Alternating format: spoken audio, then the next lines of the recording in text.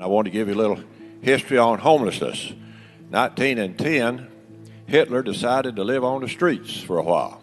So for 2 years, Hitler lived on the streets and practiced his oratory and his body language and how to connect with masses, and then went on to lead a life that got him in the history books. So a lot of these people, it's not a dead end. They can come out of these homeless camps and have a productive life, or in Hitler's case, a very unproductive life. This guy is one salute away from being an open Nazi. What you all just watched was Republican State Senator Frank Nicely speaking in support of Senate Bill 1610, a bill that would make it a felony for people to camp out on public property, essentially criminalizing homelessness. An already disgusting endeavor made infinitely worse when he decided to use Hitler as an example of someone pulling themselves up by their fascist bootstraps. Now, before I dive into my commentary, I have a lot of questions for this repulsive senator. Like, of all people you could have picked, why Hitler? Why was that the first person that popped into your head? Why do you feel so comfortable talking about this deplorable monster on the Senate floor? Why are you so keen on downplaying the monstrosities he committed? And do you regularly use Hitler as an example for how to overcome hardships? I think the most telling part of the whole clip is the fact that everyone sitting behind him, the very people in his party, allowed him to keep going with that example without any admonishment. He is talking about a man responsible for the genocide of millions of Jewish people and World War II. The right is obsessed with Nazis and white supremacy. I mean, Marjorie Terrible Green headlined for an event led by white supremacist Nick Fuentes. Candace Owens is infamously known for saying that Hitler's only problem was that he didn't stay in Germany.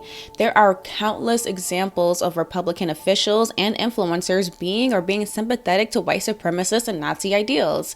It's like candy to them. They cannot get enough of it. People like Frank scare me, and it should scare anyone else that this guy is in power. And this isn't even the first time this man decided to speak out of his behind.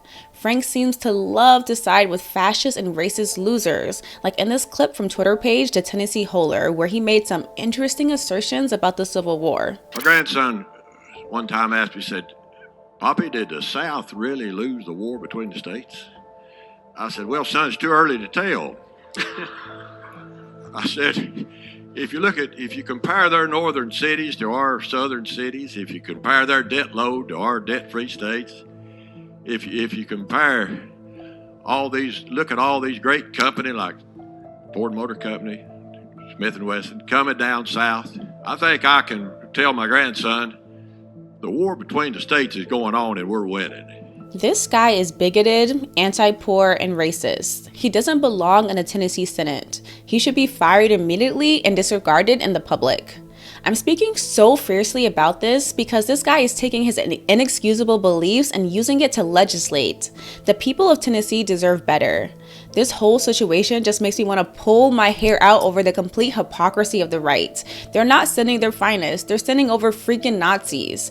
And I know that Frank isn't the only state senator who feels that way. There are plenty of people like him in the Tennessee legislature and other state legislators all across the country. Where's the accountability? When are other elected officials going to stand up and say that this abhorrent behavior is unacceptable and will not be tolerated? I hope for the sake of every citizen in Tennessee that they act quickly and dispose of this trash. How do you feel about this situation? Let me know in the comment section below. Thank you for watching Bible HQ. Hit the like button and don't forget to subscribe.